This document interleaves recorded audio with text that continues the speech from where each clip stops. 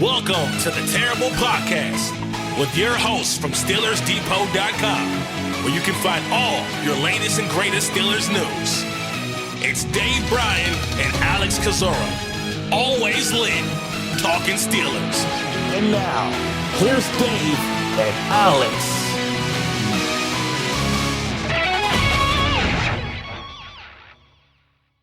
Welcome to the Terrible Podcast, Season 16, Episode 16. He's Dave Bryan. I'm Alex Kozora, SteelersDepot.com. Thanks for being back with us this Wednesday, Steelers Nation. Dave, the Steelers' initial 53-man roster is set. There's some surprises, some intrigue, and as usual, more to watch going forward. Pittsburgh also showing some interest in a veteran wide receiver on the outside. So plenty for us to talk about. Dave, how you doing? Happy Wednesday. We'll call this show Minutiae and Manure. How about that? You know how to sell it. Yeah. What a way. This should be a fun one. We'll go through the position group by position group, and it's important to reiterate initial 53-man roster. I think we both agree that highly doubt this will be the 53-man roster that the team takes to New York for the Week 1 game there, and got some news late last night that we'll talk about. The team maybe having some interest in a wide receiver. There's a couple other wide receivers I think that hit the market. Today's the interesting day around the NFL because I think waiver claims have to be in by, noon? Yes. And then any reciprocal moves that teams might make of picking up players, I believe has to be done by 4 p.m. Eastern. So much like the Masters has, Saturday's moving day? Is this moving day around the NFL? We'll see. But that's a long introduction to just saying, let's get after it here. And I suppose we'll go position group by position group.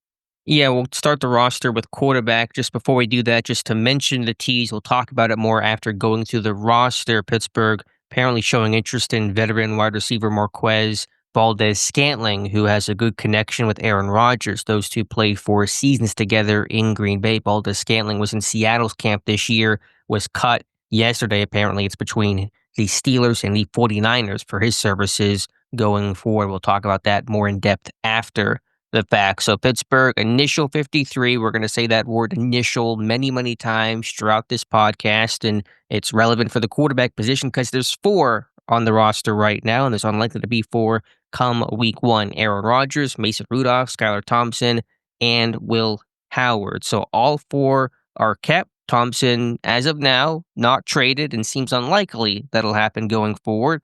Will Howard, don't know exactly his status. Our Dr. Mel has a great article on his hand injury, the broken finger on his hand, up this morning. Jerry Dulac continues to double down and believes that Howard will be put on IR at some point. Was not put on the initial roster that would have sent him designated to return to miss the first 4 games. So Pittsburgh maybe creating some flexibility, some options there. What is your interpretation of this team carrying 4 quarterbacks initially? Yeah, who had coming out of Tuesday the Browns not having 3 or not having 4 quarterbacks and the Steelers having 4. Look, we tossed around the idea a little bit. I mean, might this team end up for just a brief amount of time carrying 4 with Will Howard potentially going to IR? And a lot of people, I think you need to start first if indeed that winds up being the case, that Howard is kept, and then Thompson is kept, and then Howard goes to IR. Why didn't they just send Howard to IR as a designated to return player? Because the team obviously had the ability to use 2 of those right out of the chute. They chose to use 1. We'll talk about the other player a little bit later, in Trice Jr. But the reason behind this, and assuming that's dangerous to do right now, but assuming that the move is to, in the next several days, to send Will Howard to IR.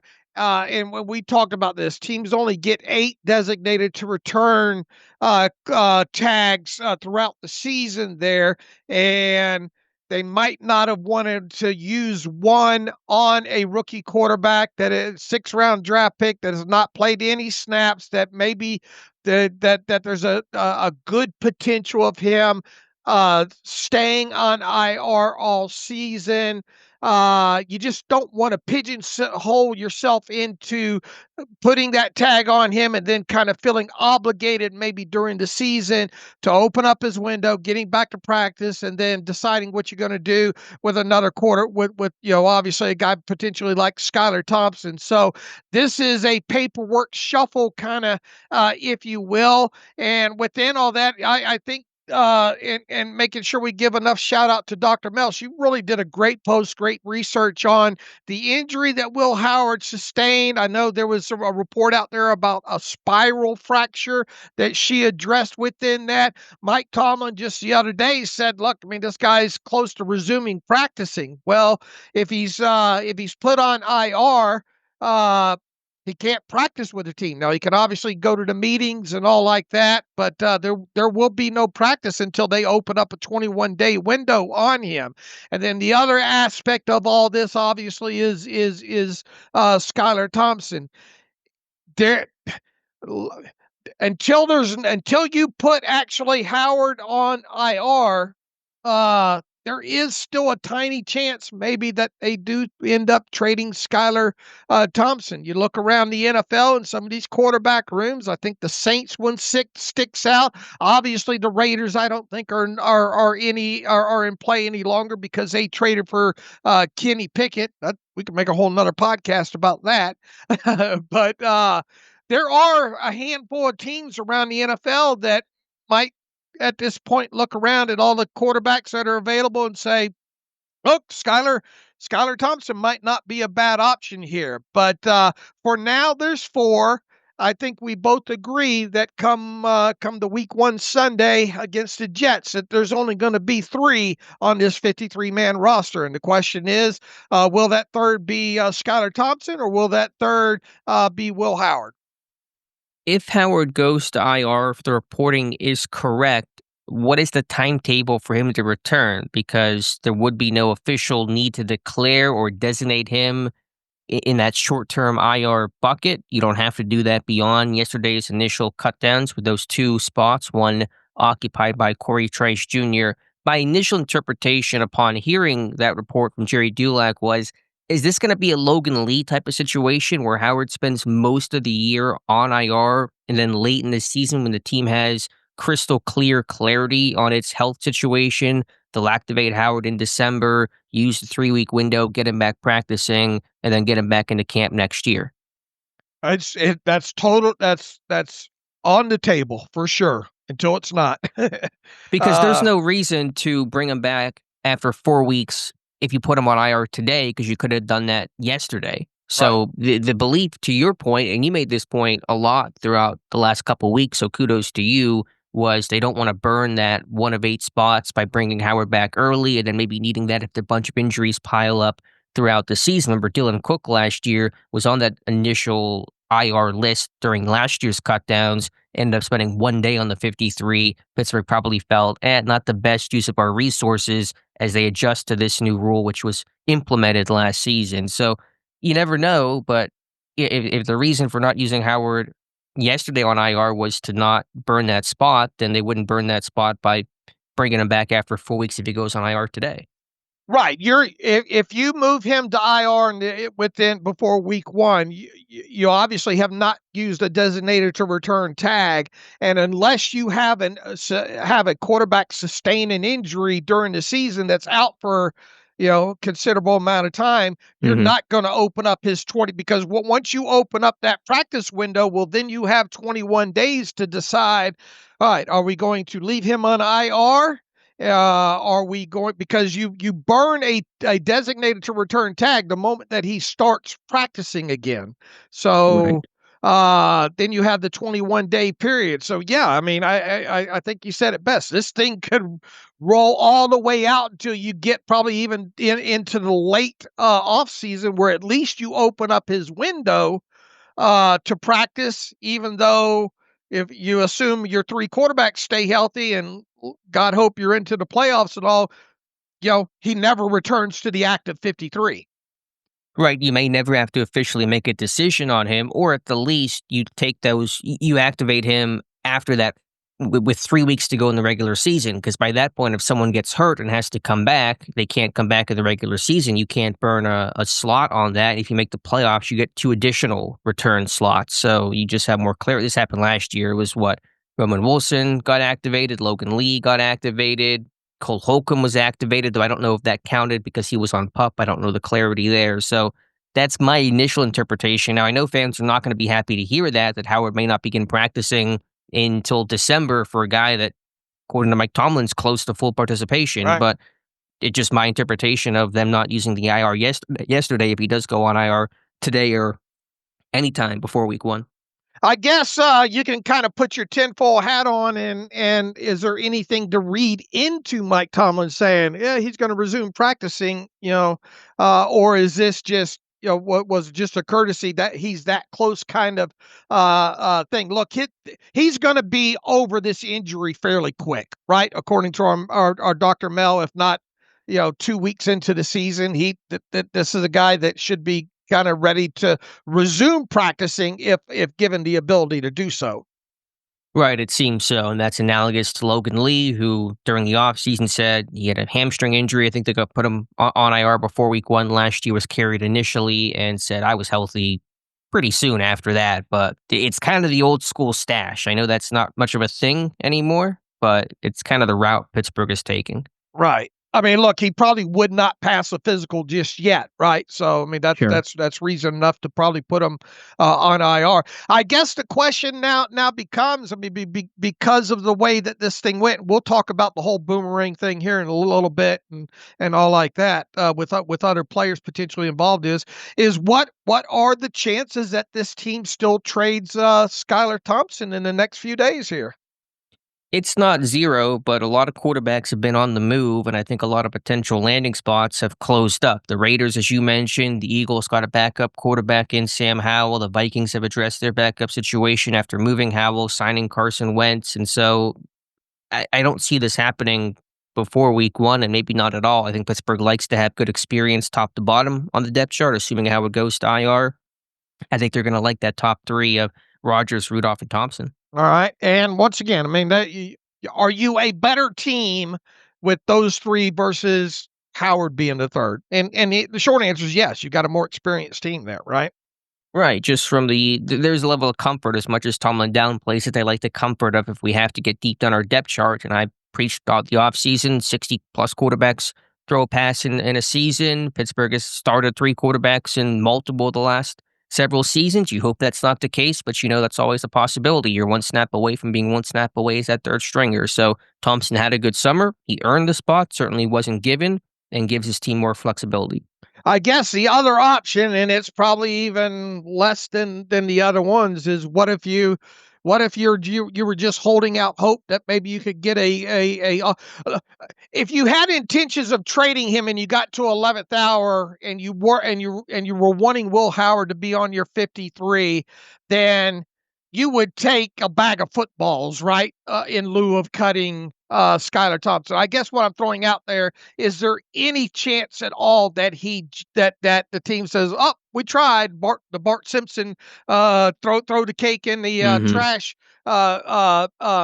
gift there." Is there any chance at all that this team goes another couple days? Well, we couldn't trade Skylar Thompson, and that he just decide to cut him loose.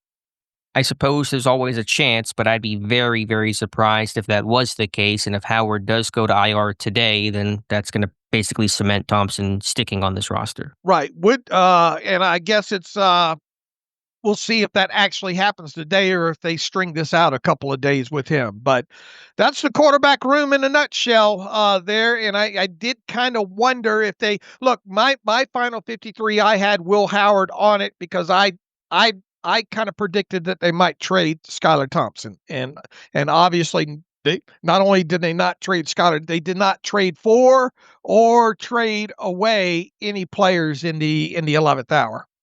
And I had Skylar Thompson on my 53, believing Howard would go to IR, and the team met in the middle and kept both guys for now. And you're right, procedurally, when will Howard go to IR? If that's going to be the case, it doesn't have to happen today. The team practices today.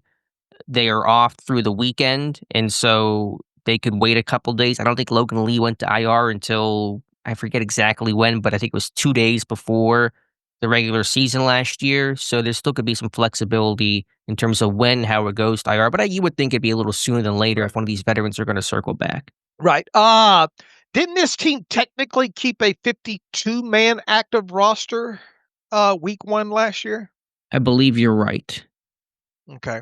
They played the elevation game with guys like Ben Skoranek before signing him officially to the 53 a little bit later.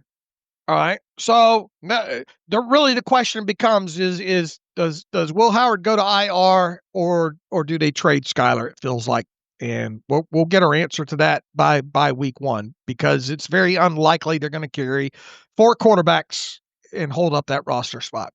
And that is the minutia part that Dave teased. And for those who don't want to see Howard go to IR, the manure part that Dave teased as well. All right. I got more manure for you. I know you do. Keep shoveling. Running back, 3 of them kept: Jalen Warren, Caleb Johnson, Kenneth Gainwell. No surprise there. I stuck my neck out, thought Trice Jr could capture a spot. He did not, at least not initially. He has been released, but your top 3, no surprise there.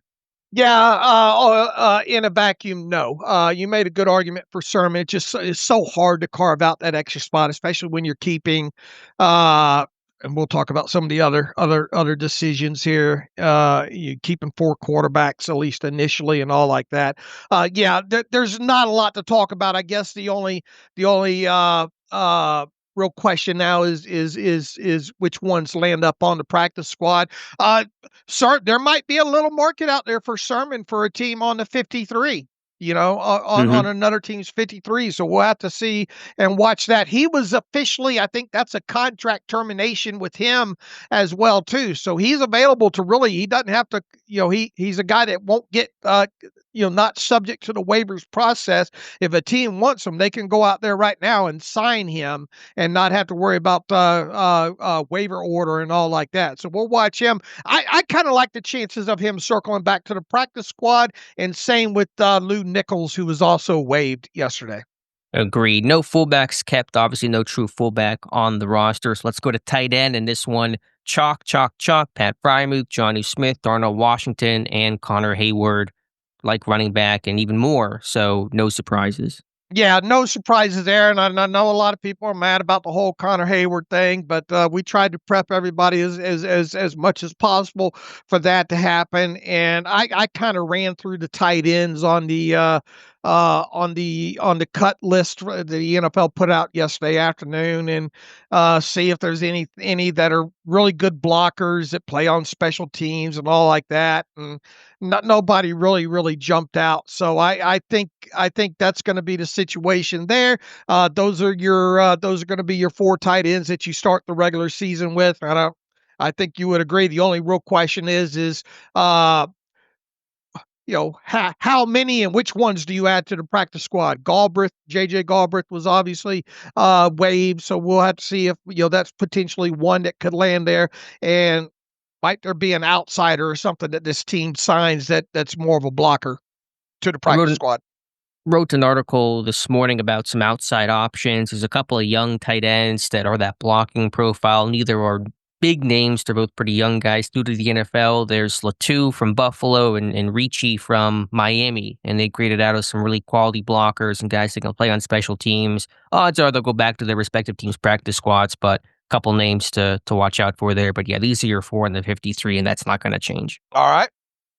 Wide receiver, the 5 that were kept were the 5 we expected: DK Metcalf, Calvin Austin III, Roman Wilson, Ben Skoranek, and Scotty Miller. Robert Woods was cut, the veteran, but that writing's been on the wall for, I think, about 2 weeks now at the least. I know that Valdes-Scantling, should he sign with Pittsburgh, could shake things up a little bit. Don't know if that would be practice squad elevation. Don't know if that's 53. We just don't have the information right now if that even comes to pass. But the 5 that were kept were, like I said, as expected. Yeah, I don't think there's any surprises there for either of us. Those were the five I think we both had in our final 53-man roster there.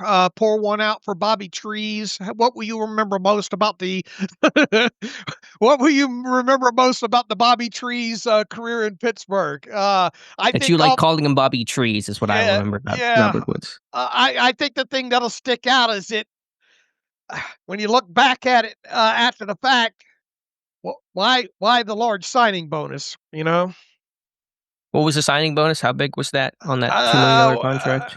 What, like 700,000 or something? And now that's dead now at this point, you know? So, that's probably one of the most confusing things about a fringe guy like that. It was, where was it here? $745,000.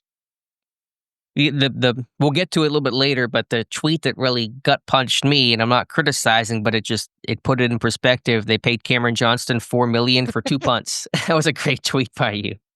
Yeah, bless his heart. We'll get to that in a minute. Yeah, not bad work you can find. The thing I remember most about Robert Woods is probably nothing, which is why he was cut yesterday. Just pretty quiet. I mean, his training camp wasn't bad. You look at our numbers, it was more productive than you might think, but 1 catch for 4 yards in the preseason. Really, it's me remembering him playing behind, Skoranek and Miller and Brandon Johnson, playing into the fourth quarter, some of these preseason games, which is that death note for those veterans that are playing deep into preseason action. Preseason football matters still, at least to some of us. It can be telling one way or the other for guys that are ascending and guys who are descending. It can work both ways. So those are the 5. We'll see practice squad. Practice squad will be interesting. Keyshawn Williams, Max Hurlman, Brandon Johnson was waived injured, so he will go to IR, will not be a factor on the practice squad. Unfortunately, hurt his foot in the preseason finale, and we'll see where MVS lands up should he sign with Pittsburgh. Yeah, is this a perfect time to interrupt this show to address the MVS thing then? Yeah, we can do that. So late last night, Aaron Wilson, and the tweet was a little hard to parse the exact, interest, but essentially saying a source telling Aaron Wilson that Valdes-Scantling's next NFL stop will be San Francisco or Pittsburgh. He was with Green Bay in 2018 through 2021 with Aaron Rodgers. They had some really good years together. Valdes-Scantling last year spoke highly of Aaron Rodgers, defending him. He's a guy with size and speed, a vertical big play threat. The hands are suspect, so very kind of boom bust, feast famine type of a guy with the Saints last year. 17 catches for almost 400 yards, 4 touchdowns, but a lot of drops on his tape as well. Yeah, I forgot to look. I don't think he's ever been on a practice squad yet in his NFL career, has he? I didn't check specifically. I don't think so, though. Let me double check. Unless he was there late last year with Buffalo or the Saints and then he got elevated. I don't know if he was there for a time. He'd be eligible, though, as a veteran exception, so you could certainly put him there. I am looking at his career transactions here, and he has never been on a practice squad. So this would be a first for him. So it makes it kind of feel like anywhere he goes right now is more likely to be 53 than practice squad. He is 30? He is a field stretcher.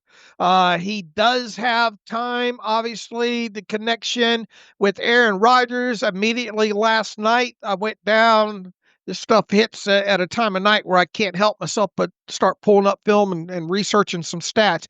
Aaron Rodgers to Marquez Valdes-Scantling for his career in regular season, 118 catches on 236 targets for 2,091 yards and 13 touchdowns during regular season play, 33 explosive plays during the regular season. It's a 50% catch ratio right there. Feast or famine type of guy, a guy that can still, according to the tape last year with the Saints, can still run, can still fly. The hands obviously are suspect. I think depends on who you go by, of who's counting them, with drops being kind of a subjective Subject here, it looks like, where did I have it here? 25 for his regular season career, according to Pro Football Reference, and 24 for his career, according to Pro Football Focus. I think that puts him sort of like, what, in the 6% drop range overall there. Look at the guys that this team has supposedly kind of had interest in, right? Gabe Davis and now MVS. These are guys that can run deep, run fast, and deliver explosive plays. Another thing that I looked at with him real quick is it looks like the contract that he signed with Seattle before he was cut guaranteed him $3 million. That's not bad work if you can get it for a preseason, I guess, overall. So this is a guy that could potentially double dip with the Steelers. You wouldn't imagine anywhere that he signs that's going to come close to a $3 million deal. So this is a guy that could potentially be had on the cheap. A guy that has obviously relationship with Aaron Rodgers. Probably not a guy that's going to help you out on special teams at his age, but you obviously wouldn't rely on him to play 500, 600 snaps unless you got into a situation. But we talked about guys that maybe could help play some opposite DK Metcalf that could stretch the field. Based on what's out there, is this the worst you could do? No, it's not. And my favorite Marquez Valdes-Scantling stat is of receivers with 200 or more receptions since 2000, his 17.4 yards per catch is third best in the NFL, only behind Devery Henderson and Deshaun Jackson. So he has been a downfield playmaker through and through his career, even last year and half a season with New Orleans. Obviously, the chemistry and background with Aaron Rodgers is a big appeal point for Pittsburgh, I'm sure, because you want a guy who can come in and pick things up right away, and any new receiver trying to get on the same page with Aaron Rodgers without an established history is going to have an even tougher time. And I think Pittsburgh's whole mantra this offseason is offensive playmakers, physical playmakers, guys that can create big chunk plays. Now, the criticism would be you just keep adding speed upon speed. You keep adding deep threat, Austin and Wilson and Miller and potentially MVS. Where are you going to get a different type of receiver who can win in a different way? I get that, but I think Pittsburgh wants to have as many options as possible to have some playmakers. You never know what happens during the season. Guy gets hurt, guy underperforms. You want to just have guys who can come in and step up, and no matter what happens this year, you'll have some vertical playmakers, and especially that background with Rodgers is going to allow a guy like MVS to get on that moving train a lot faster than others. Yeah, and nobody should take this as me and Alex trying to sell this thing. That's not our job. We look at the player and what he can bring, and we look at the Steelers' history. And a lot of people, I made that meme the other day about the whole Kelsey Taylor Swift. That anytime kind of referencing Steeler fans, and anytime a wide receiver becomes available, they the group fawns over could this guy be a Steeler and all like that. You can't have it both ways. Yeah, I mean. If you want this team to add, in other words, beggars can't really be choosy here overall, especially when you're talking about guys that the team isn't likely to spend money on. Let me ask you this, Alex, just one for one. Would you rather have Valdes-Scantling and assuming the price is all the same, okay? Would you rather have Valdes-Scantling or would you rather have Gabe Davis? Valdes-Scantling, because the health is still a big concern with Gabe Davis trying to get back, and he hasn't played since whenever he got hurt last year, and doesn't seem like he's right there health-wise either. So I think Valdes-Scantling easily. I would agree with you. I don't think there's much of a discussion really to have. I think that's the easier choice here for all the reasons that you mentioned. Is it ultra sexy? Is this guy going to drop a couple of passes if he does sign with a Steeler? Yes. Is he going to produce some explosive plays? Yes. Could he potentially help out at least a guy like DK Metcalf because being on the other side on some plays? I think so. Yes. So. I'm interested to see how this goes. I'm based on what's out there right now and what we know as far as interest and all like that. I'm rooting for this to happen, to be honest with you.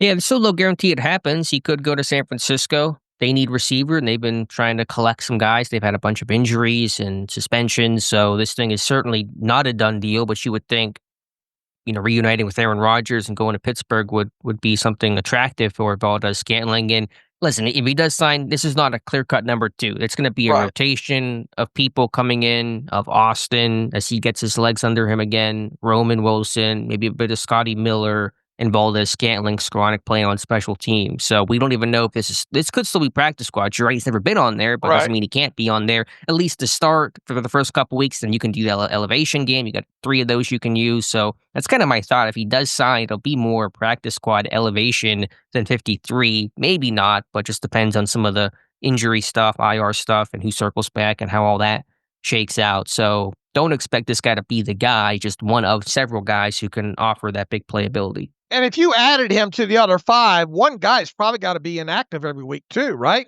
More than likely. You would think they're not going to have 6 dress on game day Right. So with 4 tight ends. Who's that going to be? Could it be Scotty Miller? Is Calvin Austin slam dunk ready to go week 1? Could you, if indeed this was a practice squad guy, as you stated, you could play the elevation game several weeks with him. Before you have to really kind of make a decision there, and obviously a lot could happen with injuries in between there. Are you rooting for that? I just put it out there. I'm kind of, based on the guys that we know are available right now and the guys the Steelers have interest in. Are you rooting for this to happen? I mean, my pom-poms aren't out, but this makes as much sense as anything available that I can find on the wire right now. I think Pittsburgh really does not want to trade any 2026 draft picks. That really seems to be their intent. Omar Khan has talked about that. Is that a guarantee, ironclad? They won't know, but I think their goal is to keep that powder as dry as possible. Right. I guess the other name that we got to hit is what's going on over there with the Raiders, right? Because I don't think we've hit on that. Yeah, Jacoby Myers, the top receiver out there in Las Vegas, has requested a trade as he looks for a new contract. I think it's fair to say he's been severely underpaid. I think he's the 31st ranked receiver right now. An average yearly value, had a 1,000-yard season last year. You never know if this is just, we just saw Scary Terry re-up in Washington, and, probably odds are Myers will stay with the Raiders. Raiders reportedly have no interest in dealing him, but that's a new name that is now potentially on the market. Look, I think we both would subscribe to a fit with the Steelers should something happen there. However, if you did trade for him, what would you have to give up as far as collateral? I don't want to go deep down. We got a lot to talk about today.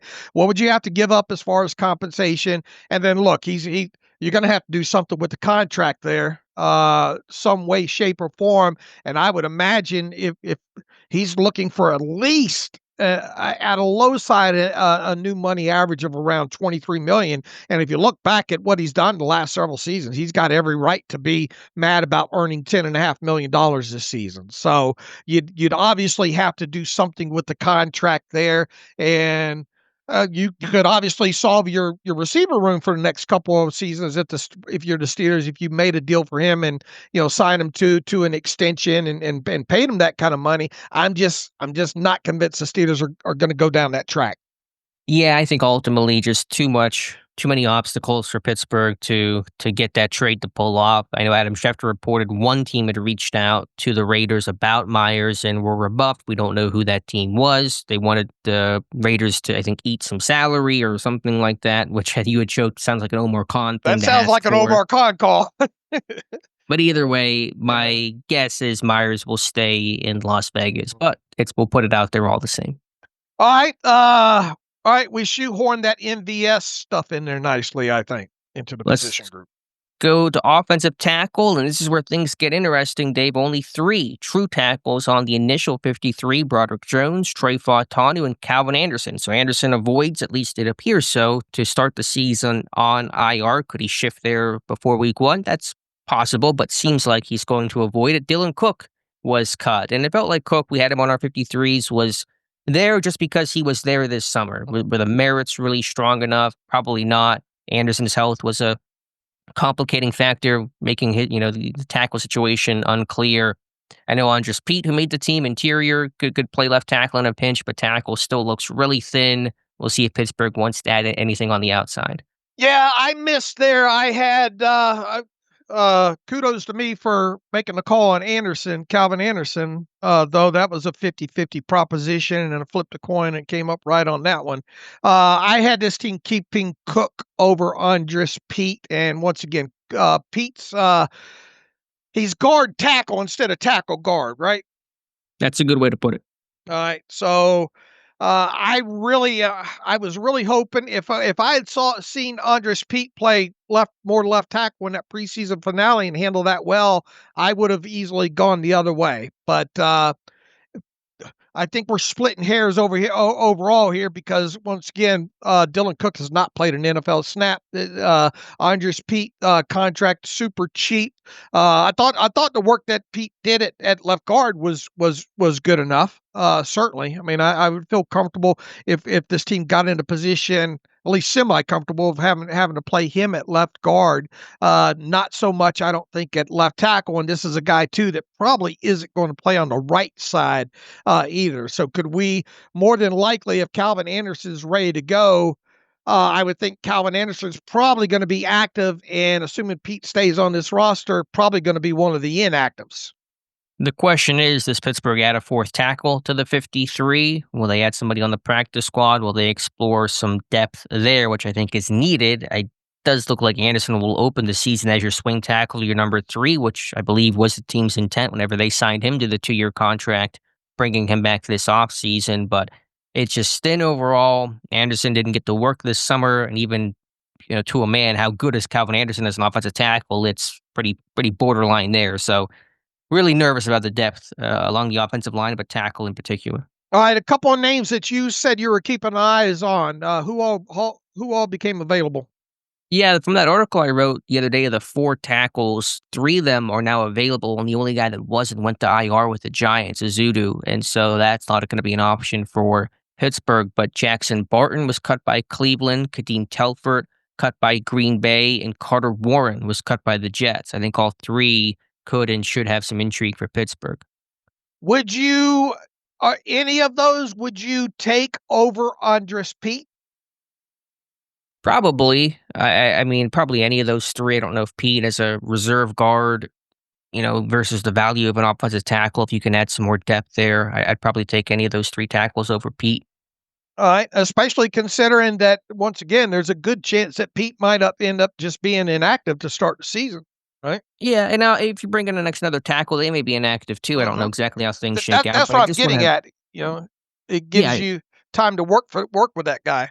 And Pete probably go back to the practice squad. I don't think there's going to be a ton of intrigue around the NFL for Andres Pete in the twilight of his career. So we'll see about that. And then for Dylan Cook, this is kind of make or break. You got a real opportunity to make the 53-day. Pittsburgh didn't have good tackle depth. Anderson was hurt. Cook was healthy all summer. He's not played in an NFL game. If it's not going to work now, it's hard to believe it's going to work anytime after this. So in other words, what you're saying, it's not a lock he lands on the practice squad. Right. They may sign somebody else. I mean, he could go in the practice squad, but this is a guy that I had high hopes for a couple years ago. His first year in Pittsburgh, a really strong training camp, made the 53, carried all year. You hope maybe you had a gem there that could become a real find, and it just has never gotten to that point. Agreed.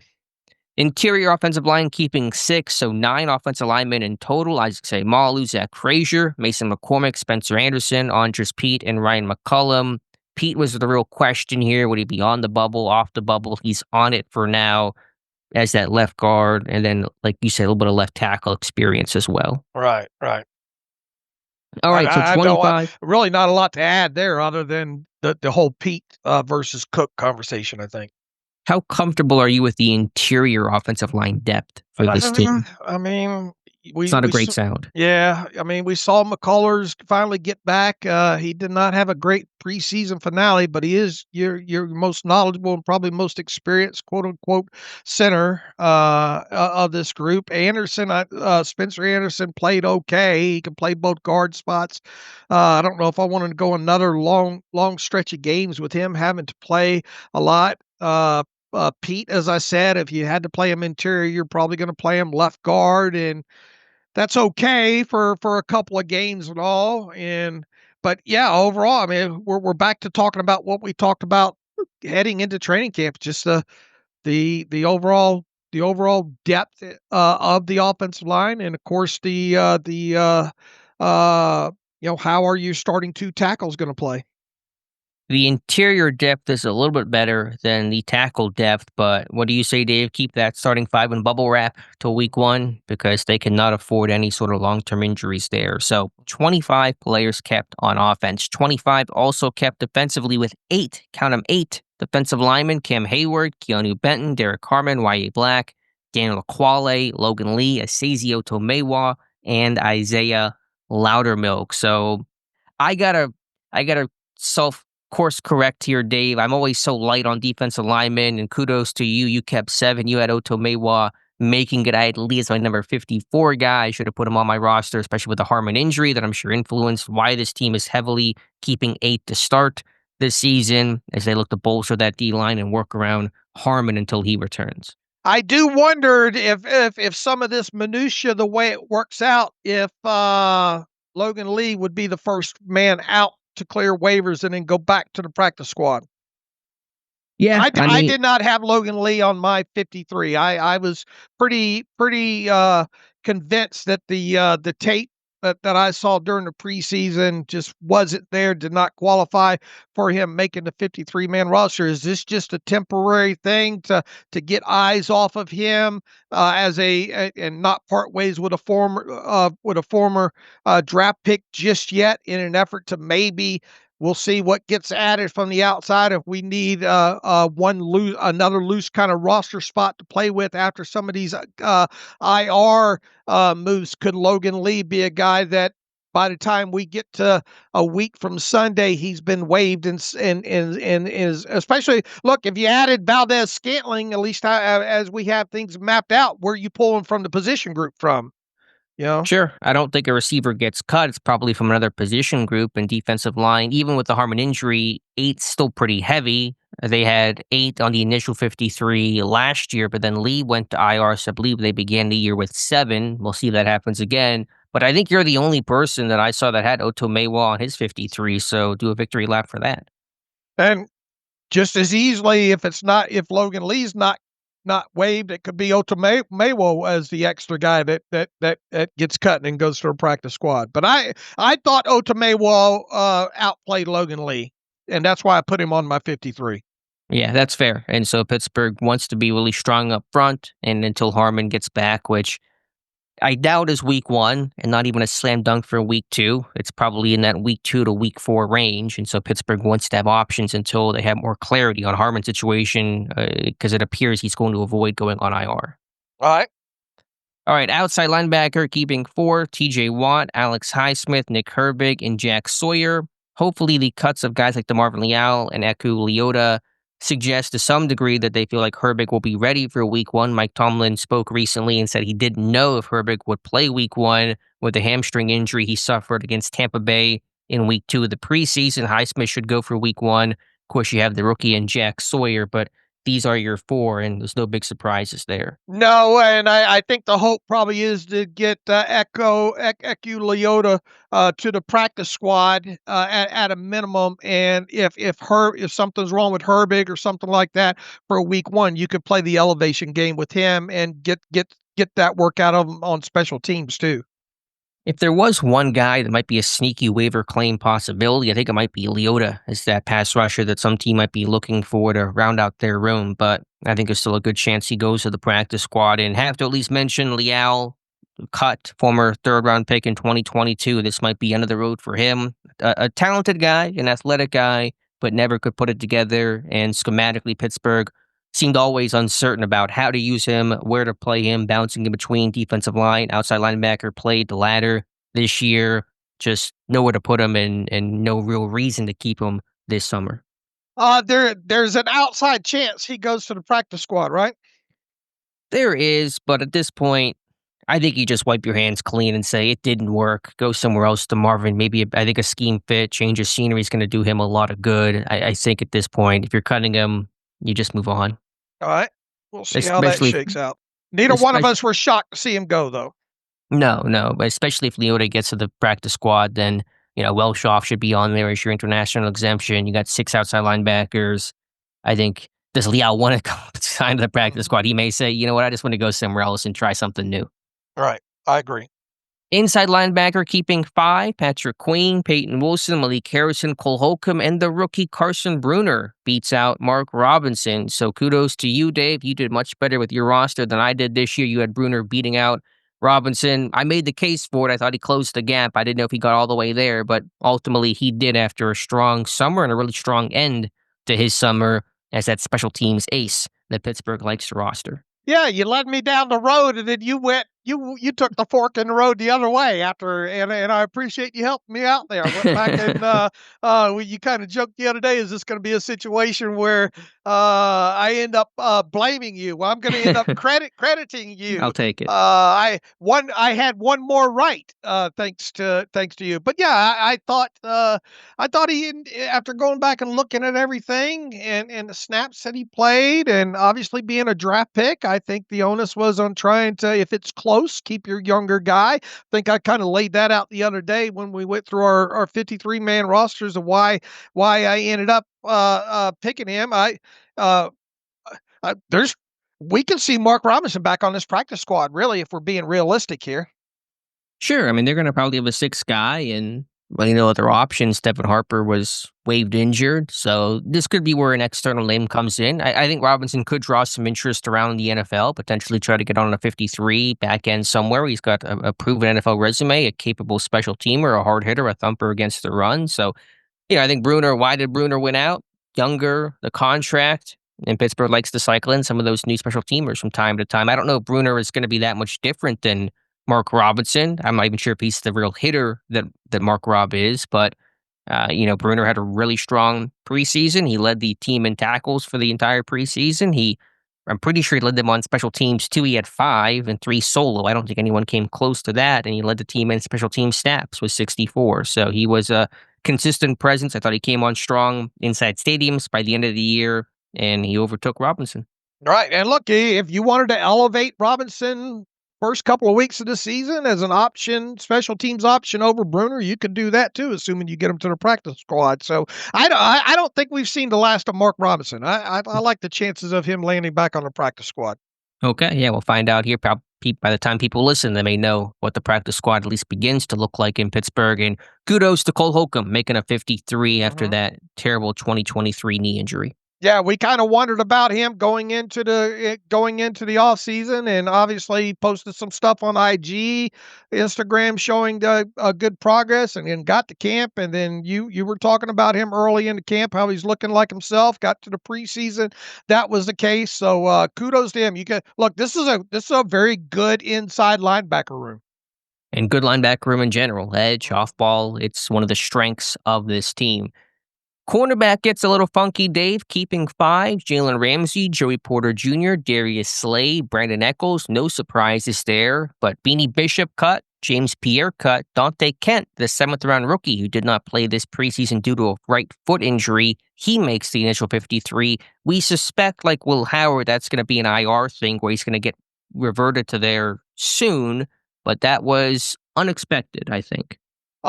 Take your watch off. Everybody take your watch off. It's going to get a little bit deep with minutiae manure here. Wait, why are we taking our watch off? So people don't concern themselves with the time. Okay, because we're going to get into the weeds. I see what you're saying. Yeah, there are going to be some squirrels that run by and probably some rabbit holes to go down here. Where would you...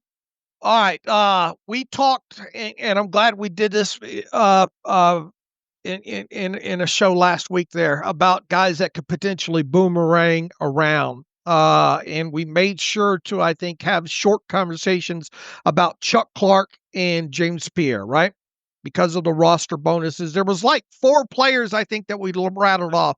Scotty Miller, Andres Pete, Chuck Clark, and James Pierre, I think, were the guys that we talked about that if they needed boomerang options on low salaries that they could turn around, get off the roster and then back on because not being subject to waivers as vested veterans, that would be the short list of guys to do it too. I think we were both leaning towards, if they had to do that, maybe Scotty Miller would lead the list of those guys. But after a good handshake deal and all after a good preseason and all like that. Did you want to risk maybe another team coming out and offer him a little bit better money there? So maybe that's why they stayed away from that. I thought Chuck Clark did enough to be on this roster overall. There are maybe some teams out there that could use some veteran safety help there. In my heart of hearts, so after initially seeing that list, and I think you would agree with this, it would make sense that Chuck Clark comes back to this roster today or tomorrow after maybe some IR stuff. Guys get moved to IR. I feel the same about James Pierre too, because really, if you look at this, at least the initial 53, who's the gunner opposite Ben Skronik, Alex? I know you could probably throw out Brandon Eccles as a possibility. You could probably throw out Roman Wilson potentially as a possibility. Scotty Miller has been a gunner. Scotty Miller, but are those guys that you really Danny Smith really wants to see running down the field covering kicks when he knows what James Pierre could do? So I guess the conversation that we start is the intention, at least on the surface, to get Chuck Clark and James Pierre back to this roster by in the next few days? We should know soon, but it would appear so. The thought being, if this thing maps out the way we think it will, which is no guarantee, Will Howard, Donte can't get placed on IR very soon, the next day or two, and then James Pierre and Chuck Clark sign back. That old school, before that rule was put in last year where you could put two guys on IR right away, the old school way of keeping, cutting some veterans, some vested vets, and then bringing them back once you do your IR shuffle. Right. I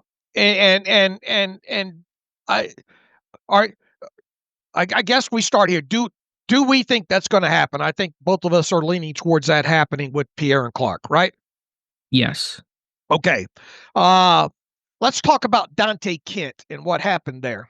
All right. For starters, much in the same way as Will Howard, you probably don't want to burn a DTR designation on a guy that could very well end up being there all season on IR, and it lessens the obligation of you being obligated to, you have a DTR tag on him. When are we going to get him going? Because you only have 8 of those. So I think we agree that that's at least half of the reason there. Now, the question that I think about this stuff, you know me, Alex, I think about this stuff way too much. way too much. But I think that's probably what makes this show unique, is because it gives us something else to maybe go find an answer to a question about that maybe will help us make better roster guesstimates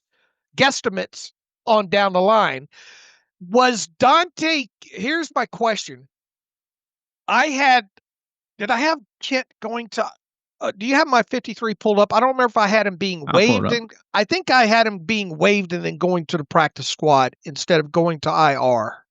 That's what I had. I think you were similar, but let me double check. Bam for a second. I think that I had him being waived and then going to the practice squad because of him, quote unquote, getting close to full health. Yes, you had Kent on the practice squad, and you had Corey Trice. Actually, you nailed this one too. So another feather in your cap. You had Trice as the only guy as the DTR from yesterday's cutdowns. I'm gonna have to clip all these. Dave, you're right. Make your ringtone. Make there you go. My ringtone there. I might just do that. No. Here's my question, Alex, and I've got to dig deeper into this. Could they have waived Donte Kent and not waived him as injured? We don't know that. We don't know the exact nature of his health. Now, Mike Tomlin did say recently Kent had begun returning to practice. What exactly does that mean? What level of participation is that? It felt like it was pretty light. They do some rehab off to the side. Kent missed all of training camp. He was in a boot for a little bit. So we just don't know what is the level of health you need to achieve to be able to, as a team, claim this guy's healthy enough to cut without an injury designation. Right, because what if you did expose him to waivers and another team wanted to claim him, but he did not pass the physical. How would that? You see where the kind of the gray area is there that I'm kind of what. And look, I don't have enough info to give a correct answer here, but I think this is something that I think needs to be examined. And you're saying, well, Dave, what, you know, why not just waive him injured there? Well, if you waive a guy injured like that, then once he clears waivers, he has to revert to your IR, and then you can't. It's not a designated to return situation. Basically, you would have to separate yourself by giving that player either waiting till he gets healthy and then waiving him from IR and exposing him that way, and then potentially maybe re-signing him to your practice squad or whatever. Or you give the guy an injury settlement, waive him from IR, and then you have the rule where he has to, however many weeks his injury settlement is, plus X amount of weeks that you can't bring him back to your team. So I guess I'm wondering here, is this a minutia thing with him because of his injury and thus he would not have cleared waivers to get to your practice squad? In other words, they could not waive him because they would have had to waive him potentially injured, I guess is my question. Which would have effectively knocked him out for his rookie season. All the scenarios mean, we're getting late in the season, and I think what would have happened is if you'd done that, he just would have been on IR after clearing waivers. He would have just stayed there his entire rookie year and come back in 2026 and try again. So, yeah, you're going to put him on IR. You would assume that'll be the case today or soon, and then you see if you can open up his window late in the season if you have the flexibility to do so. Right. You see where I'm going here? Yeah, the question is, was he healthy enough to waive like any other player? And we just don't know where he was at health-wise. We know he was practicing some, but not fully, and probably not even in a real true limited fashion. And so he still was working his way back from injury. And the team said, well, we're going to, wait a day, cut these vets, put you on IR, and then bring those vets back. Now, nobody would, if you put him on waivers, what are the chances? Let's say you had waived him without an injury tag. What are the chances that he was going to get claimed by another team? About 0, because he hadn't played all preseason. Right. So you probably could have got that guy back to your practice squad had you waived him that way if he was healthy and all like that. That and then once again, the big thing here is if you had waived him injured and he cleared waivers, he goes to IR, and then you can't use a DTR tag on him later on in the season. And at least by keeping him on your initial 53 and then assuming that they move him to IR in the next few days, at least you have the option of opening a window on him later at some point during the season. Right. You keep the flexibility for yourself and for the player, like Logan Lee last year. So, yeah, I mean, it's one of those things where, like I said, injuries are the fly in the ointment. You never know exactly, is this guy healthy enough to go on IR or to avoid IR, or is he got to go on it, or you're going to burn the slot, or how does it all work? And it's just one of those things that are just really tough to judge from the outside. Will this change your way of thinking down the road when it comes to specifically draft picks with this team that might be kind of quite, we might never see a situation like this for 5 more years, but it's sure to come up. I want to find the answer to this because this could change the course of how we predict initial 53-man rosters down the road, I think. I think it could, because Pittsburgh is showing they're not going to just use those 2 slots off the rip unless there's a real compelling reason to do so. If there's guys they feel like they don't need right away, or guys that are kind of bubble type players like a Donte Kent, or they'd rather just not burn up those slots right away and do kind of the old school we'll keep them for a day and then put them on IR and bring a vet back. So this is still, like I said, the second year of the rule, and so I think we're all kind of feeling out how teams approach it, and Pittsburgh's showing we're not going to just use those slots just because they're available to us, because we want to keep our options open without using 2 of those 8 right away. Right. Look, assuming him and Will Howard go to IR, they'll go on split salaries because of their contracts and all like that. So the money does not factor into any of that there. Look, a lot of people are going to probably be talking about Donte Kent today on shows and all like that, but I guarantee you it'll probably not going to go down that little rabbit hole that we just went down there. All right, moving on from Donte Kent. I guess Beanie Bishop's the next conversation to have. Yeah, Bishop was a bubble guy, and Austin, true to his word, said Beanie needed that last preseason game, and he was hurt. Mike Tomlin did confirm it was a minor injury day to day, and ultimately he gets squeezed out. There was no role for Beanie Bishop on this initial roster. It's going to be third-team slot corner behind Jalen Ramsey, behind Brandon Echols. Offered little on special teams. James Pierre offered more, and we'll see if Pierre comes back. Question is, will Bishop sign to the practice squad? Could he draw interest elsewhere? We'll see what happens from there. All right, are you ready for less minutia, more manure? Is this the tinfoil thing? You had a tinfoil idea. Yeah, Was it? yeah, Okay. yeah. All right, hit me. All right. We went into just ahead of the preseason finale. What did Terrell Austin say about Beanie Bishop? He's on the bubble. He's got to make some plays. All right. What happened when we got to the game the other night? He did not play. All right. What do we think is the reason for that? Mike Tomlin said a minor injury. All right. And then this kind of plays off of the Donte Kit thing. Obviously he was healthy enough to be waived and waived not as injured, right? Correct. All right. Is there, were they trying to downplay Beanie Bishop with the hopes of looking at the roster and what all they were going to have to roster and the spots needed and all like that, to kind of, you see where I'm going here? I don't actually. Kind of fabricate all this. He's a little banged up. He's questionable. Blah blah blah. We're gonna waive him and then sneak him through waivers and sign him to the practice squad. Have we been set up here? Has everybody been set up with? Look. I'm not questioning because two 53-man rosters or my previous 53-man roster prediction ago, I had him being waived, right? You did. So what are you trying to say, that they tried to pretend he was hurt so no one would claim him, or I don't really follow? Yeah. In a word, yeah, just trying to and not expose him, not put him out on the field the other night to make potentially. I didn't think he played. Did you think he played awful in his limited time? No, I mean it was mixed, but there's just no role for. What was his role to make the 53? And he's not a special teams guy and all like that, right? So yeah, so a guy who had no defensive role, no special teams role, getting cut is not in itself a shock, and I don't think it's a game. I just think it's a reality of the roster. All right, but I do kind of wonder too about banged up and all like that, but he wasn't waived injured. I mean, he was doing just rehab work on the side the other day.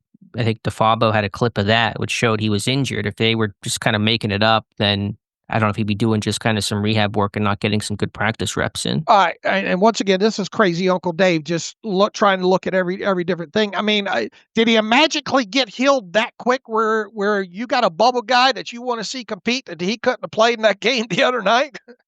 Well, I don't know. I don't even know how he got hurt. I mean, I still think it might have been a warm-up kind of thing where he tweaked something. I don't know. But I think he just got squeezed out of a roster that has a new-look cornerback room that is deep and versatile, and Bishop did not have a home in it. Right, and especially, look, if you're going to go out there and sign a MVS or add another wide receiver, you're going to need another roster spot. Plus, you got Derek Harmon banged up. My qualm is, I want to make this clear, my qualm is not about him not making the roster. I just kind of wonder about all the stuff leading up to it. Do you like the chances of Beanie landing on the practice squad? I do. I mean, probably 60-40 he does, but there could be some interest. I mean, a young corner that played some football last season. I don't know, what do the Jets need a corner? I know it's a new regime up there, but picked off 2 passes against them. I don't know some other coaches that were on the Jets staff last year who are elsewhere now might put in a good word and tell their coach to go after this guy. So we'll see. Certainly wouldn't be a shock either way. I think the point that you made, though, is what was his health? Obviously healthy enough to not have to be waived injured and not have any designation there. So again, it all goes back to degrees of health. Kent, they probably couldn't get the waivers without an injury designation there. Bishop, they could. So all injuries are not created equal. All right. But I mean, I kind of wonder about the minutia leading up to all this with him. Yeah, you do wonder, had he played in that finale, would he have made it? If he had made a play or two, we just will never know, obviously. All right. once again, I'm not shocked that he didn't make it, and I don't question the decision there. I kind of wonder about all the minutia leading up to it. All And right, and then people are going to say I'm crazy. I mean, it's what we do, right? Or what yeah, I do. it's what we're known for. Cornerback Corey Trice, 3 years, 3 trips to IR. His rookie year with the ACL, last year the hamstring, this year back with another hamstring pull, suffered August 1st. He had been working his way back to practice. He had told reporters he felt like he could play for week 1. That's not going to happen. Pittsburgh used one of the 2 designated to return slots on him, so he will miss at least the first 4 games. His first game he could come back for because of the week 5 bye is week 6 against Cleveland. And so more time off for Corey Trice Jr. All right, and that obviously didn't shock me. He was one of the guys that I thought would go. Just hadn't played yet.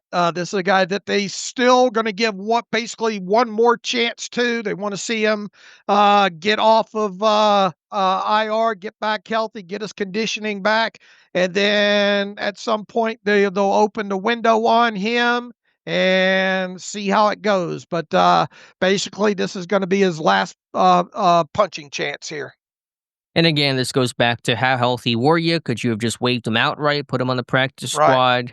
Maybe, apparently not, it would seem. But, I just hated the idea of him having to miss another month, which means he won't basically get a full practice in for 2 months at minimum, because he's been out since August 1st, got hurt during the Friday Night Lights practice. He's going to come back. I mean, what's his first week of that window to open?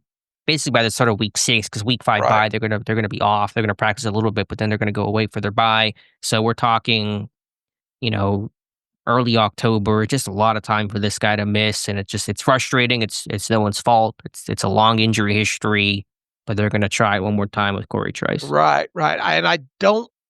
I think because of his vested years, I don't think he's a split salary guy this late in his contract. I'll have to double check on him. I think he goes full value to IR.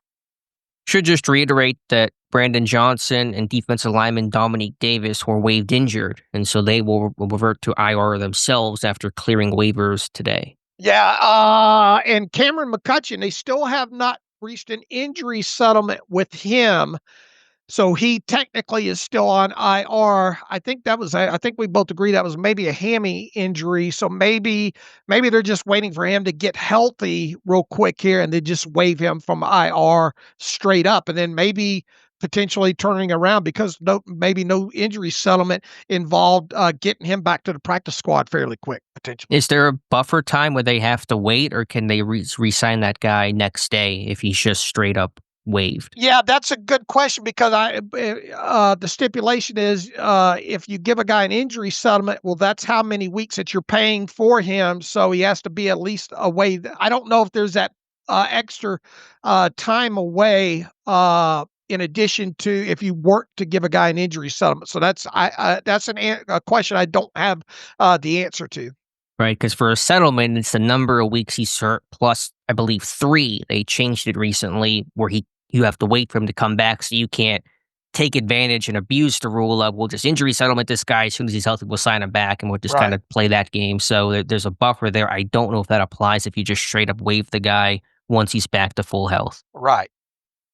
But Johnson and Davis, Johnson with the foot, we don't know what happened to Davis, but those guys will go to injured reserve. We'll see if those guys get settlements themselves at some point. All right, Dave, at safety, kind of feels like my initial 53 I made way back before training camp started. Only 3 right now: Deshaun Elliott, Juan Thornhill, and Miles Killebrew, but we know that Chuck Clark could be circling back here soon. Right. That's what I think is going to happen here. We just chose to,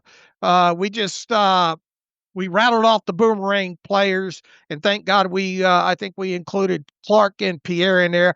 I just didn't think that those 2 would be the guys, but it would make the most sense that this team is going to carry more than 3, say technically 2, because Killebrew is more special teams than he is anything else. So I'm expecting Chuck Clark to come back, and I think you are as well. Right. Now, is he an ideal number 3? I'm not sure. His summer was just okay. Can he really run at this point? But there's versatility, there's some experience. And of course, Jalen Ramsey's going to play a lot of safety this year in Pittsburgh's base 3-4. So you can, shoehorn him in as a safety as well in this group. Agreed. Special teams, Chris Boswell making it, no surprise there. I know there was some report, and maybe they tried to hold out hope for trading a Ben Sauls. I know Miami had some injuries at kicker, but that was just never going to happen. Christian Kuntz at long snapper, he makes it, so hopefully we'll be good for week 1. The punter question was the big question here, Dave. It is Corliss Waitman winning the job over Cameron Johnston. I need another sound bite for my phone, please. You were right, Dave. You had Waitman on your 53. This is the one thing I got right. I had Waitman as well, so add that to your ringtone. But Waitman beating out Cameron Johnston. Dave, you're trying to push me. This is also my last episode of the Terrible Podcast. Trying to push your buttons? What are you trying to say here? I'm trying to. Explain why you think they kept him. It was close. I think there's no question about that. I was surprised that so many people were surprised by this because the team had said it was super close. And it felt super close the whole way through. But Waitman, the hang time number we talked about on the last show, 4.84 seconds for Waitman, number 1 in the NFL this preseason.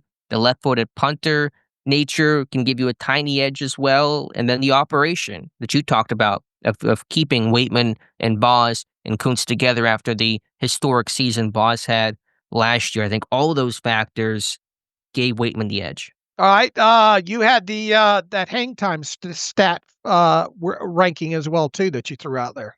Yeah, like I said, 4.84 seconds, number 1 in the NFL. Johnston was 4.2. I know Waitman got to do some more open air punts, but you can have good hang time basically anywhere from the field, and that's a really big difference. It's not some sort of like 5/100ths of a second difference. That is a massive, massive difference between the two. Now, apparently the Saints came calling about Corliss Waitman, and Pittsburgh turned him down, so you wonder what the offer was if it got to that point. I actually had a hypothetical over the weekend of the Saints potentially looking at a guy like Corliss Waitman because their punter situation was probably the least settled in the NFL, but Pittsburgh keeping Waitman.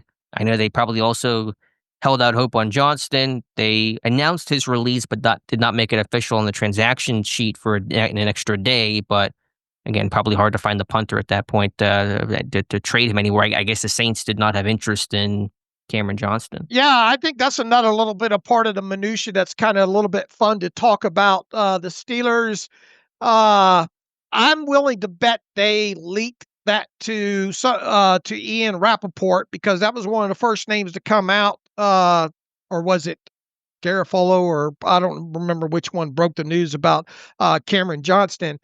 Released the word that he was going to get cut, and then later on in the day when the Steelers had the press release, Cameron Johnston was on that as a contract termination, and then you get to the NFL official transaction sheet later on in the day, and he's not on it, and Ben Sauls, who they also had talked about being waived, was not on it. So what that effectively did is at least threw out there that you were going to part ways with both of these specialists, but you don't officially put them on the sheet because that gives you essentially 24 more hours for a team to call and trade for them. Obviously, neither one of them was traded for, but I think that's an interesting part of the little bit of minutia that people don't pay attention to, probably nor should they, but we do. Yeah, so ultimately, Waitman stays. Johnston, I think, will find work at some point.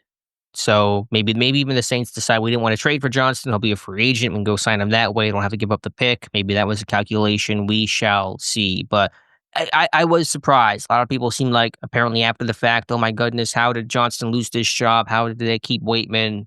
This was a coin flip to me. I gave the edge to Waitman. You did too. And I think had it been either guy, you would have said, hey, that's fine by me. It's deserved. I think I put this out there in one of my roster predictions right off the shoot there. It's a good problem for them to have when it comes to punter battles, right? Right, for sure. Two guys worthy of the job, but all the reasons I mentioned earlier. And Pittsburgh's a team with special teams. They're not going to give it just because you have the contract and you were the big signing a year ago. I talked about they draft Colin Holba in the 6th round. You think, oh, he's the long snapper. He battles Cameron Canaday. They choose Canaday over the draft pick. Get nothing out of Holba. He moves on. So this is a team that has shown merit-based evaluations for its special teamers. And this is a team that also stuck with Presley Harvin III too long, right? Well, yeah, maybe that kind of runs counter to my point, and you wonder. But I mean, Harvin had some good summers. It just never materialized into good falls and winters. Agreed. All right, so that is your 53, 25 on offense, 25 on defense, 3 on special teams, and certainly some more yo-yoing along the way could happen. I guess if Clark and Pierre come back and Kent and Howard go to IR, you're going to have, 24 on offense, 26 on defense, and 3 on special teams. That would give me a couple of players close.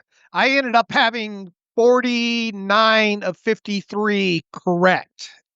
And but if they send Howard off, that obviously would be a wrong one. But then if they bring back Clark and Pierre, I make up one. So I'd end up getting, I think, 50 of 53 correct that way. This is another conversation. Do we need to just start trying to predict the week 1 53-man roster, or is it a fun enough exercise to continue to predict the initial 53-man roster, or should we try to predict both going forward? Probably not both, but I mean, you can do it either way. I like doing the initial, because I think it's important to talk about these injury factors too, so people aren't blindsided. Oh my goodness, why is Pierre getting cut? Why is Chuck Clark getting cut? How is 4 quarterbacks being kept? I think the initial 53 is important to talk about just to help set expectations for cut down date. Right. I didn't count how many I got right. It was bad. It was not my best effort. It was less than you, so I will tip my cap. What do you always say? Heinz Ward always says, take your hat off. You're taking your hat off and handing it to me. I'm handing it to you. So kudos to you, Dave. You did a good job this year. Well, the only way I get there is a lot of the information that you were able to supply me coming out of training camp. So I got to give you some credit here. But no, look, I did learn a lot throughout training camp and then a little bit during the preseason, but you're right. Some of the hardest things, there were some tough decisions, and we talked about the other day, what are kind of the decisions that could go either way. I think the quarterback was interesting to watch, and we'll definitely see how that plays out with that number 3 spot here in the next several hours. The punter battle was another one. What was going to happen? Numbers on the defensive line. In total, there was some questions about a tackle spot. What else was there? The fifth inside linebacker spot. You could have made an argument, said that go Mark Robinson or Carson Bruner. So that was a tough one. Yeah, defensive line. Who would make it in that group? Yeah, I mean, were they going to keep as many as they kept? Both of us. You had them keeping 8, didn't you? No, I only had him keeping 6. Oh, you had to keep shame 6. on me. Okay. I'm always too light on the D line, especially with the Harmon injury. Again, I had Lee as 54, and so it was really close. I was with you. I didn't know because again, you could always elevate too. It wasn't where I was thinking they were going to have only 5 on game day for the Jets game. You can go elevate Lee, Otomewa. Those guys would have likely made it through waivers, and so it wasn't that they can make it through with the bare minimum. It was just you can be creative in how you assemble that active roster for week 1. All right. What would be the most shocking thing to happen with this roster between now and Sunday, week 1? I've got something in my mind, and we've kind of already covered it. I mean, the first thing that comes to mind is they do make some sort of big move for a receiver. I don't expect that to happen, but that's answering your question of what would shock, where they do end up making a trade for whoever, Alec Pierce, Parker Washington, insert name here. But I mean, I think you're going to see more minutia than shock. All right, I would throw out there them still trading Skylar Thompson for something. Okay, where would he go? Who needs a quarterback? I mean, the Saints, he's not starting, so he's going to be their third stringer at best. Is there a real need for the Saints to give up a pick for a third stringer? I don't know. I mean, let me ask you this: they're going to. Would you rather start Skylar Thompson in week 1 or Spencer Rattler? But he's not been in your offense. He's going to pick up the offense in 10 days. You have the draft pick and Shuck as your number 2. Rattler's been through the whole system. He's not going to come in and start 10 days before the season begins. All right. Would you swap 7th round picks or a 7th for a 6th if you're the Saints to have them at least in your building? I hear the Saints see they've already traded a bunch of draft picks in that Bell deal, which was kind of weird. Okay. I mean, I hear what you're saying. It's a horrible situation in New Orleans, and you want to add some talent there. But are there any other teams? I mean, I don't know who else needs a quarterback. What about Tennessee's down to Cam Ward and Brandon Allen? Yeah, yeah. I mean, Allen's a vet, so does Thompson become still the number 3 there? To me, it was just like, would Thompson become a number 2 somewhere because of injuries? We had the injury to Tanner McKee in Philadelphia, which kind of opened the door for a number 2 there. I know that's a short term thing, but that's probably helped push that trade. Obviously, with Pickett going to the Raiders to be the number 2 there, like, that was my thought. If you're going to trade Thompson, it would be to some number 2 needy team. That's why I suggested the Jets when Tyrod Taylor's situation was unclear about what would he be health wise for week 1. And if you're not a number 2, then I don't know if you're going to trade picks for a number 3 quarterback. What about Carolina? Would you rather have an Andy Dalton? I guess the guess is that he's going to be ready by week 1. But would you rather have Skylar Thompson backing up Bryce Young, or would you rather have old man Andy Dalton? No, they're fine with Dalton. Again, it's about who's been in the system, who knows the system, who can come in week 1. Someone gets hurt, you got to come in for 8 plays. And there's value in guys who have been in that system. All right, Jacksonville, Trevor Lawrence and Nick Mullins are their 2 quarterbacks there. I don't see Thompson be the number 2, not at least off out of the gate. So who knows? I mean, and what happens if somebody gets hurt week 1 or even week 5, and you decide, you know what, let's trade Thompson and Howard's good to go. We can activate him. That always, I suppose, is a possibility. Although I think less of one than it would have been during cutdowns. So we'll see. But I think Thompson stays. All right. What about Kyle Allen backing up Jared Goff in Detroit? Allen won that job. He played well. He had a good summer. They cut Hendon Hooker, so I think they like Kyle Allen. I'm just trying to play, I'm trying to just play devil's advocate here. I think an injury is going to happen somewhere over the course of the season for this conversation to become more relevant. All right. One last one that jumped out to me. The Patriots kept 2 quarterbacks. Joshua Dobbs backing up Drake May. Who would you rather have, Joshua Dobbs or Skylar Thompson? I think they like Dobbs. Dobbs has been a guy who can come off the bench, make plays, his mobility, and yeah, that's the other thing too. Half the league only carries 2 quarterbacks. No one's a trade for Thompson to be a number 3 for a 3rd spot that doesn't really exist, and so I think they're content having these guys who've been in the system, been in the program all year, and keeping the status quo. All right, so we agree that would be a shock then. Basically, me running off those names of teams, it would be a shock if the Steelers traded Skylar Thompson. Could they just hang on to him for 48 hours and say we ain't getting anything for him? Let's just cut Skylar Thompson. They could, but I don't expect it. I think the expectation is Howard still goes to IR, but we should know soon based on what happens to Will Howard. All right. Does it feel like this team's going to add a 6th wide receiver to the roster by the time they travel to New York to play the Jets? I mean, I think if Valdes-Scantling signs, I'm gonna say it's practice squad, and you play the elevation game with him. I mean, he's not exactly a star receiver, and he just got cut in Seattle, and you get him on the practice squad, and you can elevate him if he looks good and all that kind of stuff. I'm going to say if they sign him, he goes to 53, and one of those defensive linemen like Logan Lee gets waived to make room. Will they add somebody, I guess, is the question. Whether it be to the 53 or to the practice squad, that would be kind of a no-brainer elevation, if you will. Yeah, I'm still looking at offensive line, offensive tackle. I know the pool's thin, and you have Anderson there as your swing guy, and they have 9 right now. So, would they go with 10 or would they cut somebody? How does that all work out? But I just think they need some more tackle depth. I mean, at least for the practice squad, you're going to probably see some new names get added. But yeah, I think tackle just it's staring me in the face right now. All right, give me a percentage of a chance that both Chuck Clark and James Pierre return to the 53. Both of them? Both of them. 75%. I'll go 85. Okay, so both pretty confident in that. If I told you only one of those guys came back, who would it be? Probably Clark. I'll say Pierre, Okay. because you're going to have 4 corners unless Kent stays on your roster. Hmm. Because otherwise it's Ramsey, Porter, Slay, and Eccles. Now they could just as easily just let Kent sit there. They could, but is he ready to help in any capacity? Right. And I know if you don't keep Clark, you only have 3 safeties, but then Ramsey is your, de Right. facto third safety.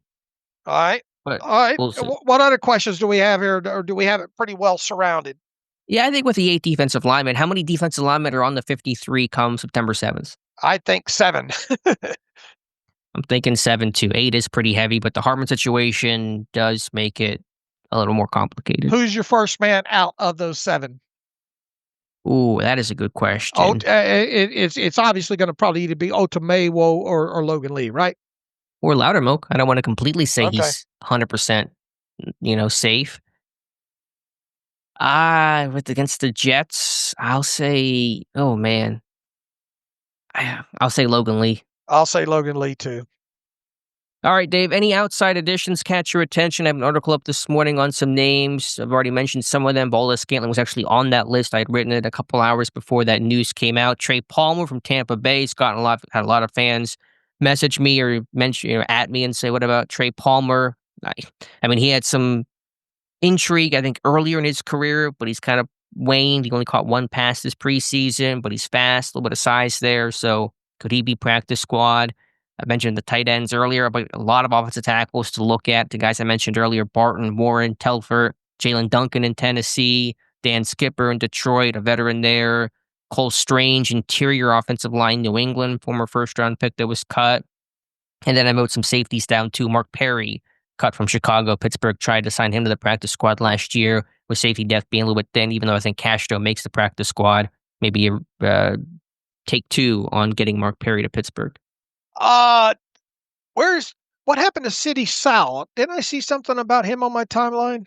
He was cut. Yeah, he was cut. That's that Vrabel really turns over that roster. He struggled. I was a big City Sal fan coming out. He had a good rookie year, and he's kind of struggled since. All right. That's another one that I kind of liked his college tape too. Yeah, I wouldn't take that for practice squad. Right. I haven't had enough time to look at. I've been too busy compiling together my tinfoil hat theories and all like that. How crazy are the things that I talked about today? I mean, not you've For said me. crazier. Yeah, you said crazier. It's pretty. Right. It's a 5 on the Dave scale. Okay. All right. I think we got this thing pretty much wiped out then in about 90 minutes of time. There's really not. Why don't we let some of these questions build up in the email machine and start hitting on them on Friday's show here? Sure. Just real quick, give me your top 3 names most likely to sign to the Steelers practice squad. That's a good one. Or 5, or just who's the most likely names to circle back. Lou Nichols is definitely going to be one of them, and I can't choose Julius Welshoff, right? Yeah, no internet. That's the free space on the bingo card. All right. Mark Robinson, I think he makes it. I think Eccles. Let me pull up my thing real here. Not Eccles. Nichols. Lou Nichols. Mark Robinson. Max Sharping. Max Hurlman. Eku Leoto. Keyshawn Williams. I'm fairly confident about all these guys here. Deshaun Jameson, I think they really like him. Sebastian Castro, I think they really like him. And Daryl Porter Jr. I know that's a long list, but I really feel confident about those list of players right there. Yeah, I echo those thoughts. Let me look at my practice squad that I made up on my last roster prediction. Somebody needs to keep score or write all these down. Keep it straight. By the time people listen to this, it's about to be noon, so we're going to start getting waiver claims here soon, so we got to wrap up. I think Sharping, Keyshawn Williams, Nichols, let's see, Leota, Castro, Porter, all guys with a good chance. Trey Sermon, I think, can make the practice squad too, now that he's been cut. All right, what about Mark Robinson? Think he sticks or no? I mean, he certainly could. I think there could be some interest around the league. Maybe he wants to go somewhere else. I mean, what if he stays in Pittsburgh? if someone gets hurt, then maybe, but it's a pretty deep group at inside linebacker. Could he want to move on to greener pastures? I think that's a guy that could go somewhere else. All right. We'll get back after this on Friday then, right? Yeah, be back on Friday. It may be a Thursday night show we record, but we'll let you know, and we'll talk about whatever happens the rest of Wednesday. All right, great show. I had fun today. A lot of the minutia manure show, if you will. 53-man roster, MVS, and more. All right, you can follow me on Twitter /X at Steelers Depot. Follow Alex at Alex_Kozora. Follow the show at Terrible Podcast. Email the show, theterriblepodcast@gmail.com. Let me know what you think about all my tinfoil hat stuff that I talked about, especially in the cornerback room there. If you'd like what we do and want to donate, SteelersDepot.com, hit the donate button up right navigational bar. Also, if you like an ad-free version of the site, SteelersDepot.com, hit the ad-free button and follow the directions that way. Until Friday morning, as always, thanks for listening to the Terrible Podcast with Dave and Alex.